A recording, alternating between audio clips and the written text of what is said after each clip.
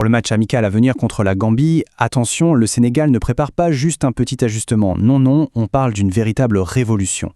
Le sélectionneur s'apprête à changer quasiment toute l'équipe. Alors décortiquons ça ensemble, ce nouveau 11 des Lions qui pourrait bien nous réserver de sacrées surprises. 9, oui, 9. C'est le nombre assez hallucinant de changements que le sélectionneur Pape Thiaw pourrait faire par rapport à l'équipe qui a battu le Pérou. Là, on ne parle plus d'une simple rotation, c'est un remaniement quasi total. C'est du jamais vu à ce niveau.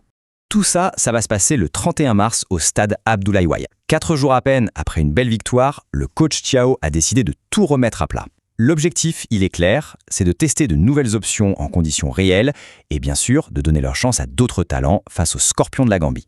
Le changement le plus radical, sans aucun doute, il se situe en attaque. La ligne offensive qu'on va probablement découvrir sera, selon toute vraisemblance, 100% inédite. On oublie tout ce qu'on a vu avant, on repart vraiment d'une page blanche. Alors, qui compose ce fameux trio? À droite, on devrait retrouver la vitesse et la percussion d'Hassane Diao. En pointe, la puissance et le flair de Chérif Ndiaye. Et à gauche, c'est la grande nouveauté, le jeune et très prometteur Mamadou Diakone. Et pour Mamadou Diakone, justement, ce match est vraiment particulier. L'ailier du club de Bruges va fêter sa toute première titularisation avec les Lions. Pour un jeune joueur comme lui, c'est un signal super fort que lui envoie le staff, une vraie marque de confiance. Pour Hassane Diao aussi, c'est une occasion en or de débloquer son compteur but un an tout juste après sa première titularisation. Et puis pour Chérif Ndiaye, c'est une nouvelle chance de prouver qu'il peut être une solution fiable, durable à ce poste si difficile d'avant-centre. Mais bon, une attaque, aussi bonne soit-elle, ne peut pas briller sans un milieu solide pour la servir. Alors, qui sera à la manœuvre pour contrôler le jeu et donner le tempo du match ? Et là, c'est assez remarquable. Au milieu, il n'y a qu'un seul joueur qui reste par rapport au dernier match. Et c'est le vétéran, Idrissa Gana Gueye. C'est donc tout logiquement lui qui portera le brassard de capitaine. Il sera le pilier d'expérience, entouré de l'énergie de Pathé Ciss et du jeune talent Habib Diarra. Bien sûr, ce grand chamboulement, ce n'est pas qu'un choix tactique. C'est aussi la conséquence d'absence de poids. Pape Matar Sarr est blessé, et le capitaine habituel, le Roc Kalidou Koulibaly, est lui aussi forfait. Comme on dit, le malheur des uns fait le bonheur des autres. Et cette vague de jeunesse, elle déferle aussi sur la défense. La ligne arrière s'annonce très très jeune, voire même expérimentale. C'est un vrai pari sur l'avenir que tente le sélectionneur. La plus grosse incertitude, le vrai casse-tête, il se trouve en défense centrale. Pour accompagner la nouvelle recrue, le coach semble hésiter entre deux profils très différents. La fougue de la jeunesse avec Mamadou Sarr, ou alors l'expérience et le calme d'Abdoulaye Seck. C'est un vrai dilemme. L'autre grande nouvelle derrière, c'est la toute première sélection pour Nobel Mendy, le joueur du Rayo Vallecano.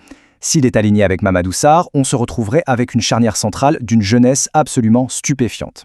C'est un pari audacieux, c'est sûr, avec des risques, mais aussi un potentiel énorme.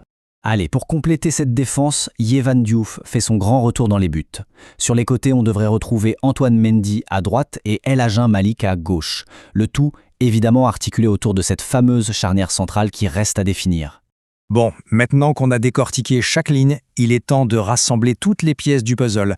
On va enfin visualiser cette équipe probable qui va débuter contre la Gambie. On a vu les joueurs un par un, de l'attaque à la défense, avec les doutes et les certitudes. Allez, on assemble tout ça pour voir à quoi ressemble ce 11 de départ totalement remanié des Lions. Et là voilà, cette composition probable. Diouf dans les buts, une défense à 4 avec les Mendy sur les ailes et cette incertitude au centre. Au milieu, on a l'expérience de Gana Gueye pour encadrer les jeunes Ciss et Diarra. Et devant, ce trio d'attaque 100% inédit, Diao, Ndiaye et Diakone. Le message, il est limpide, place à la jeunesse et à l'offensive. La question que tout le monde se pose maintenant, c'est la suivante. Est-ce que ce remaniement massif, c'est juste un test pour un match sans grand enjeu? Ou est-ce qu'on est en train d'assister en direct à la naissance de la prochaine grande génération des Lions du Sénégal? Celle qui portera les espoirs de tout un pays. Seul l'avenir nous le dira. Et un instant, la scène. C'est digne des cuisines d'un très grand restaurant étoilé, ce jour d'ambiance. J'aime bien cette comparaison. Ouais, il faut se représenter un chef de renom, quoi. Il vient tout juste de terminer le service d'inauguration de sa nouvelle carte. Le moment de vérité. Exactement. Et tout s'est déroulé avec une précision chirurgicale. Les critiques gastronomiques sont dithyrambiques, la salle a applaudi la performance. Enfin, le succès est total. C'est la consécration. Voilà. Et le lendemain matin, alors que la logique voudrait qu'il reconduise exactement la même brigade victorieuse pour asseoir sa réputation et sécuriser son étoile, Ce qui serait le choix de la sécurité. c'est ça. Eh bien, le chef prend une décision radicale. Il choisit de remplacer 90% de son équipe en cuisine.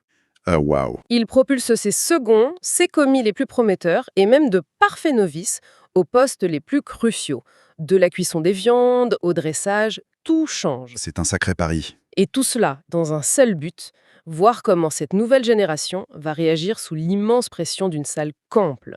C'est audacieux, c'est un saut dans le vide, et c'est le point de départ de notre exploration en profondeur d'aujourd'hui. Cette image, elle illustre parfaitement la mécanique d'une prise de risque calculée. Au-delà du simple pari, c'est une véritable méthodologie d'évaluation en temps réel. Ouais, on teste les limites, quoi. Exactement. On ne se contente pas de regarder si les fondations tiennent quand tout va bien, on provoque délibérément un séisme pour mesurer la résilience de la structure globale. Ce qui nous amène au cœur de notre sujet, une analyse détaillée qu'on a construite à partir de la presse spécialisée et de notes d'experts sportifs. Tout ça concerne l'équipe nationale de football du Sénégal. Une équipe fascinante à étudier en ce moment. Absolument. L'objectif de cette immersion, c'est de décrypter la stratégie du sélectionneur Pape Thiaw avant un match amical très attendu. Contre les Scorpions de Gambie, c'est ça? C'est bien ça, prévu ce mardi 31 mars au stade Abdoulaye Wade de Diamniadio. Et ce que révèlent nos sources sur la composition d'équipe probable, ça dépasse largement le cadre du simple tableau noir tactique. C'est beaucoup plus profond. C'est une étude de cas sur la gestion des ressources humaines, sur la transmission du leadership. Comment tester de nouveaux talents sans perdre l'ADN d'une équipe gagnante? C'est un défi qui résonne pour quiconque s'intéresse au leadership en général. Il y a vraiment une spécificité au football international pour ce genre d'expérimentation, parce que le temps est une denrée rarissime. C'est-à-dire? Contrairement à un entraîneur de club qui travaille avec son groupe tous les jours pendant 10 mois, un sélectionneur national, il ne dispose que de quelques jours répartis sur de courtes fenêtres dans l'année pour forger une identité. Ouais, c'est super court. Donc décider d'utiliser une confrontation internationale, même amicale, pour rebattre presque intégralement les cartes, ça demande une vision à long terme très affirmée. Ok, décortiquons tout ça. Avant de lister les nouveaux visages annoncés sur la pelouse, il est indispensable de poser le décor parce que le contraste est saisissant. Très saisissant. Nos documents rappellent que le Sénégal sort tout juste d'une victoire probante, un net 2-0 face au Pérou au Stade de France il y a à peine 4 jours. Une très belle performance. La copie rendue était propre, la dynamique est excellente. Pourtant, lors de la traditionnelle conférence de presse d'avant-match, Pape Thiaw est resté muet comme une carpe. Pas le moindre indice sur ses intentions, fidèle à sa ligne de conduite. Le mystère total. Sauf qu'en coulisses, les fuites convergent toutes vers un turnover massif. On parle de 9 changements. 9 par rapport à l'équipe victorieuse contre le Pérou. C'est énorme. 9 changements sur un 11 de départ. Il y a de quoi être perplexe. N'est-ce pas un risque énorme de briser une dynamique positive aussi fraîche? Enfin, repartir d'une feuille blanche avec des joueurs qui n'ont presque pas de vécu commun, c'est s'exposer à un naufrage collectif, non? Ce qui est fascinant ici, c'est justement l'utilisation de cette victoire précédente comme un bouclier. Un bouclier? Comment ça? Il faut inverser la perspective pour comprendre. La victoire contre le Pérou n'est pas un monument qu'on doit figer dans le marbre. C'est un capital de sérénité. D'accord. Imagine un peu si le Sénégal avait trébuché contre le Pérou ou livré une prestation médiocre. La pression populaire et médiatique aurait été étouffante pour ce deuxième match. C'est clair, les supporters auraient exigé des garanties. Exactement. Le sélectionneur aurait probablement été contraint d'aligner ses cadres contre la Gambie pour rassurer tout le pays et éviter une crise. Donc, ce succès de prestige contre une équipe sud-américaine très accrocheuse, ça lui offre de l'oxygène? Un espace de liberté exceptionnel, oui. Il s'est acheté le droit à l'erreur, ou plutôt le droit à l'expérimentation. Un match amical, c'est le laboratoire ultime. En fait, la vraie valeur d'un sélectionneur ne réside pas seulement dans la gestion de ses 11 meilleurs joueurs, mais dans sa capacité à construire un banc de tous profond et résilient. C'est la clé. Les tournois majeurs, ça se gagne avec les numéros 14, 15 ou 18 qui entrent quand les titulaires sont blessés ou épuisés. Et c'est là que ça devient vraiment intéressant, parce que le secteur qui subit la transformation la plus radicale, selon nos sources, c'est la ligne d'attaque. Ah oui, là c'est le grand chambardement. On assiste à une véritable guerre des doublures. Chaque joueur a quelque chose de crucial à prouver. À droite, on annonce Hassan Dio, le joueur de Koum. Qui est entré en fin de match face au Pérou. Ouais, à la 67e minute. Là, il devrait connaître sa deuxième titularisation, la première remontant à 1 an contre le Togo, déjà dans ce même stade. Son objectif est clair, marquer son premier but avec les Lions. Une grosse attente de son côté. Et à gauche, c'est Mamadou Diakone, l'ailier du club de Bruges, qui devrait faire ses grands débuts en sélection. Mais au centre... Ah, le poste de numéro 9. Oui, dans l'axe, on a Chérif Ndiaye de Samsung Sport. Il a l'opportunité de s'imposer comme la doublure officielle de Jackson. Et c'est pas rien comme défi. Pas du tout, puisqu'il doit passer devant des noms bien établis, comme Boulaïdia, Habib Diallo et Bamba Dieng. Cela soulève une question importante sur la gestion de la pression individuelle. Les enjeux pour Sheriff Ndiaye sont colossaux. On l'imagine bien. Comment gère-t-on un match qui ressemble à un entretien d'embauche direct, surtout avec 3 autres concurrents qui regardent depuis le banc ou la tribune? C'est vraiment l'analogie de l'acteur remplaçant au théâtre. Il a une seule représentation pour convaincre le metteur en scène qu'il mérite le rôle de doublure principale au lieu des autres vétérans de la troupe. C'est une excellente comparaison. La charge mentale est monumentale. Le risque dans cette situation, c'est le surjeu. Vouloir trop bien faire. Voilà. Tenter des frappes dans des angles impossibles. Oublier le collectif pour chercher l'exploit personnel. Parce qu'avec Hassan Diao qui veut son premier but et Diakone qui veut justifier sa convocation, tout le monde a soif de statistiques en fait. C'est le cauchemar de tout entraîneur, une attaque où chacun joue sa carte personnelle. C'est pour ça que le travail de Pape Thiaw ces derniers jours a dû être centré sur la création de connexions artificielles d'urgence. Des consignes ultra strictes du genre « quand lui fait ça, tu fais ça ». Exactement. Sinon, ils vont se marcher sur les pieds. Bon, si l'attaque est en quête de repères, intéressons-nous à la base arrière.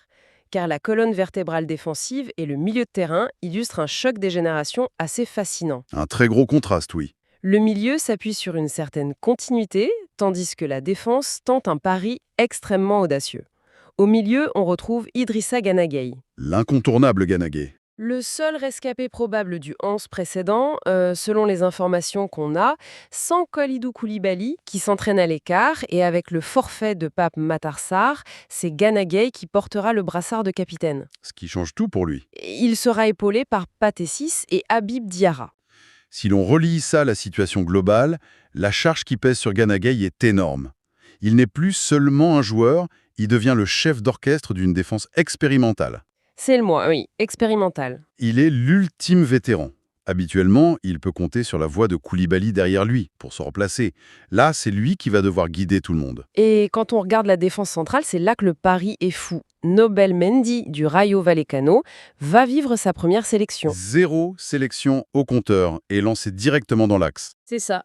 Et à ses côtés, il y a une hésitation entre l'expérience d'Abdoulaye Seck et la très grande jeunesse de Mamadou Sarr, le joueur de Chelsea.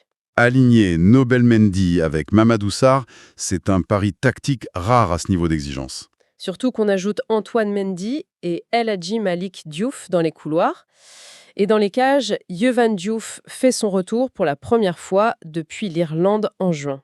Edouard Mendy, le titulaire, ayant été mis à l'écart juste pour souffler, bien qu'il soit en bonne santé. Mais attends, j'ai une question.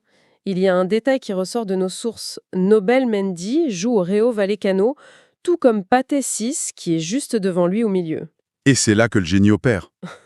Comment cette synergie de clubs peut-elle servir de bouée de sauvetage à une défense inexpérimentée sur la scène internationale? C'est fondamental. Dans une équipe remaniée, le manque d'automatisme crée de la panique. En associant ces deux-là sur le même axe, le sélectionneur active une mémoire musculaire. Ils se connaissent par cœur, quoi. C'est ça. Sous pression, Mendy n'a pas besoin de chercher où est Pathé Ciss, il le sait d'instant. C'est extrêmement intelligent de la part du staff d'utiliser des connexions de club pour stabiliser l'édifice. Ça enlève un poids énorme à Gana Gueye aussi. Il sait que ce côté-là gère sa propre communication.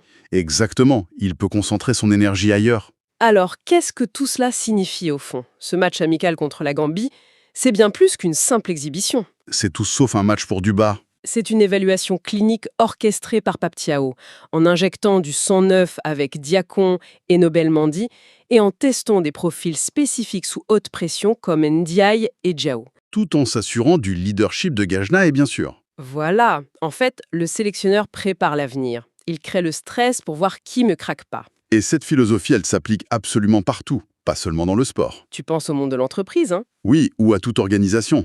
Savoir quand s'appuyer sur ses vétérans pour encadrer et quand jeter les jeunes talents dans le grand bain, c'est la clé de la pérennité. Si on ne crée jamais cet inconfort, la relève n'est jamais prête quand les cadres s'en vont. C'est tellement vrai. Mais ça m'amène à une dernière réflexion, un truc pour ceux qui nous écoutent et qui vont suivre ce match. Je t'écoute. Si cette équipe B, qui est extrêmement jeune et inexpérimentée, livre une performance magistrale, s'ils écrasent complètement la Gambie, avec la manière, cela ne risque-t-il pas de créer un énorme problème de riche pour l'entraîneur? Oh, c'est le meilleur des problèmes, mais c'est explosif. Parfois, quand les doublures brillent un peu trop fort, c'est toute la hiérarchie des stars qui peut se retrouver bousculée dans le vestiaire. Les statuts intouchables deviennent soudainement très précaires. Exactement. Une idée passionnante à garder en tête en regardant le match ce mardi. C'est tout pour notre analyse d'aujourd'hui. On se retrouve très vite pour une nouvelle exploration.